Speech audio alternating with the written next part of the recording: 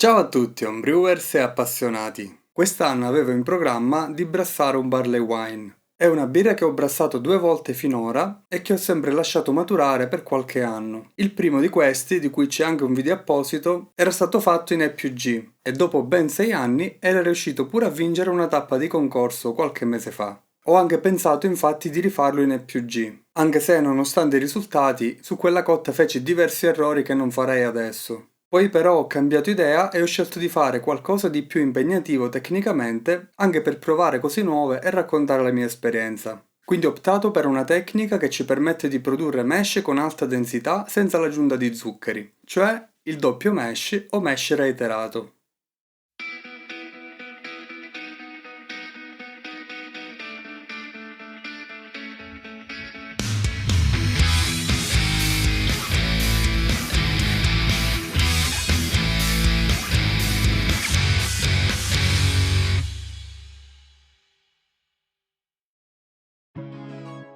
Preparare una birra ad alto G senza l'uso di estratti o zuccheri può essere molto impegnativo, perché può richiedere grandi quantità di materie prime e pendole capienti per supportare questi grandi volumi di ammostamento.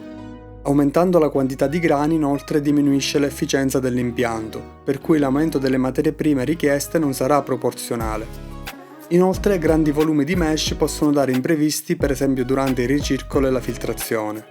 La scelta più semplice per produrre mosti molto densi è quella di dimezzare il volume del batch e di fare un ammostamento ben concentrato senza eseguire poi il risciacquo. Questo è quello che ho fatto su un Imperial Stout, ma anche qui l'efficienza finale è stata comunque più bassa. Altra opzione potrebbe essere quella di prolungare la bollitura a 2 o anche 3 ore, però anche qui avremo una grande evaporazione, quindi un volume di mosto finale abbastanza ridotto e tempi di produzione significativamente più lunghi. Il mash reiterato o doppio mash invece prevede la suddivisione del grist in 2 parti che possono anche essere uguali. Con la prima parte si fa un primo ammostamento, si rimuovono quindi le trebbie, a questo punto si getta la seconda parte del grist come un vero e proprio mash-in sul mosto del primo, che ha già estratto una buona quantità di zuccheri. Ci sono diversi metodi per calcolare con maggiore esattezza le percentuali di efficienza di mash dei 2 ammostamenti. Io per semplificare ho scelto di dividere il grist in 2 parti uguali e di impostare dal principio un'efficienza media di ammostamento del 60%. Come obiettivo ho puntato su un English Barley Wine con OG di 1,097, un FG intorno a 1,024, 30 EBC come colore e 51 IBU, che possono sembrare tanti ma su questa birra non lo sono affatto, soprattutto in ottica di una lunga maturazione dove in parte l'amaro andrà a diminuire. Come grist ho previsto 74% di Mary Sotter, 15% di malto Vienna, che anche se non è un ingrediente tipico, non differisce poi così tanto dal Mary Sotter e può rendere appena più complessa la base maltata. 7% di malto Monaco, anche questo non tipico ma che sto apprezzando su vari stili, anche britannici, ha un carattere ben distinto e sulle birre maltate lo trovo molto interessante. Come malti speciali ho aggiunto soltanto il 4% di un Crystal Medium da 180 EBC. I barley wine si possono fare benissimo anche con soli malti base e sui malti speciali penso che bisogna andarci abbastanza contenuti, anche se l'alto OG può indurci a esagerare facilmente. Quindi mi ritrovo con 13,5 kg di malti che ho diviso in 2 parti uguali e ho iniziato a macinare la prima parte.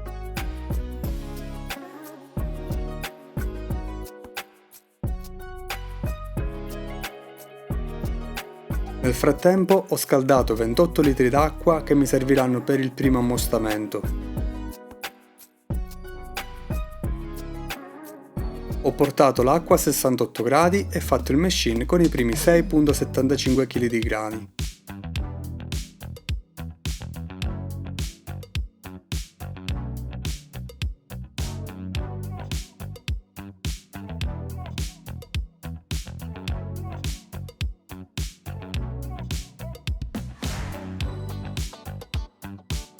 Appena fatto il mash-in ho iniziato a macinare l'altra metà.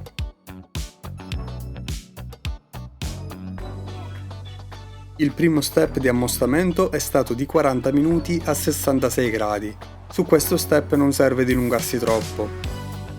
Qui ho portato il pH a 5.6, non sono sceso oltre perché con il secondo machine scenderà ulteriormente da solo, quindi non vorrei rischiare di trovarmi poi troppo basso. Completato il primo ammustamento mi ritrovo con uno G di 1.052. Alzo il cestello e qui andrò a fare un piccolo sparge che mi serve principalmente per reintegrare l'acqua persa a causa dell'assorbimento dei grani, altrimenti mi verrebbe a mancare poi acqua per il secondo mesh. Quindi ho previsto un reintegro di 8 litri che ho misurato durante lo sparge con il contalitri digitale. Ho lasciato scolare il cestello solo per poco tempo e ho fatto il secondo mesh-in con gli altri 6.75 kg di malti.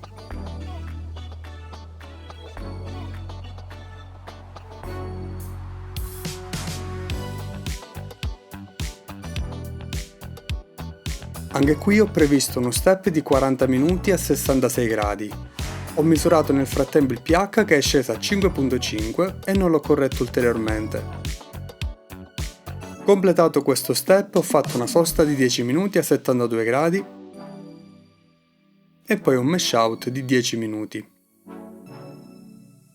Qui ho raggiunto uno G di ben 1.091. Ho rimosso il cestello e fatto lo sparge con 12 litri d'acqua.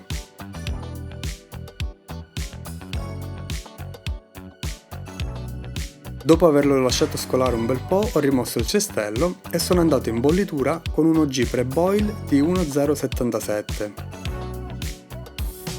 A conti fatti dovrei trovarmi in linea con la ricetta, quindi ho programmato una bollitura di 60 minuti, non è stato necessario prolungarla.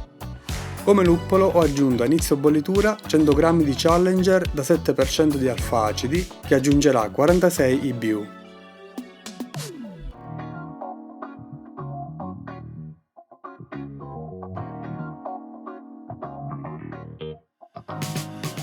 Negli ultimi 10 minuti 25 g di East Kent Goldings che aggiungeranno altri 5 IBU arrivando ai 51 totali.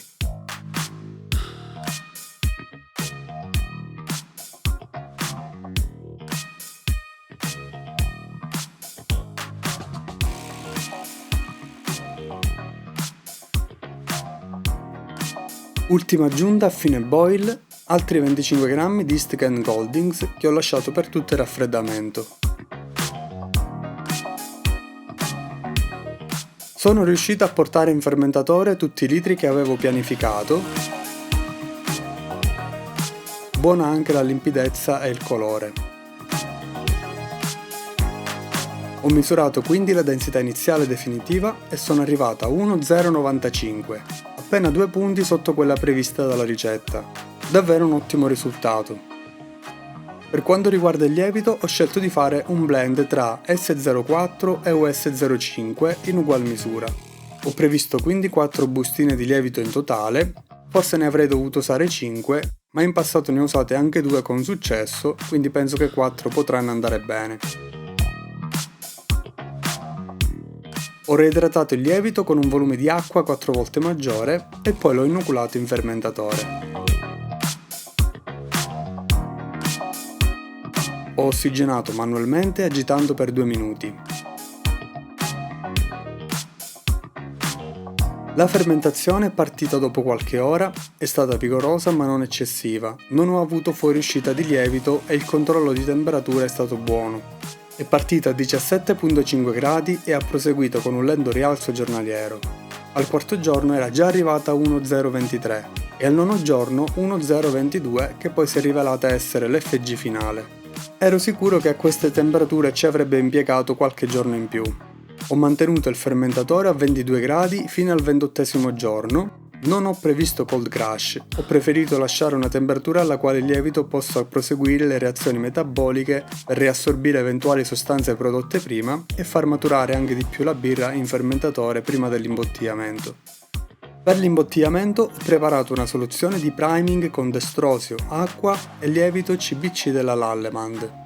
Ho puntato su una carbonazione molto contenuta di 1,5 volumi di CO2 per litro, che l'ho sempre trovata azzeccata per un barley wine. Ho fatto il priming con la siringa e ho riempito le bottiglie.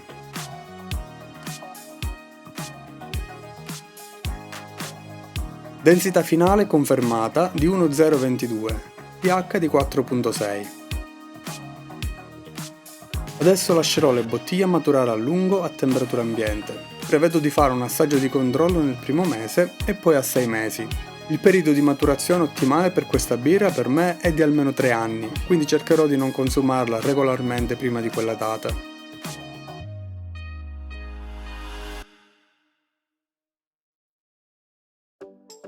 Una cotta impegnativa è una tecnica nuova che mi mancava. Può sembrare difficile e laborioso fare il doppio mash, ma in realtà si prolunga il processo solo di un'ora. Si perde molto più tempo invece a fare lunghe bolliture.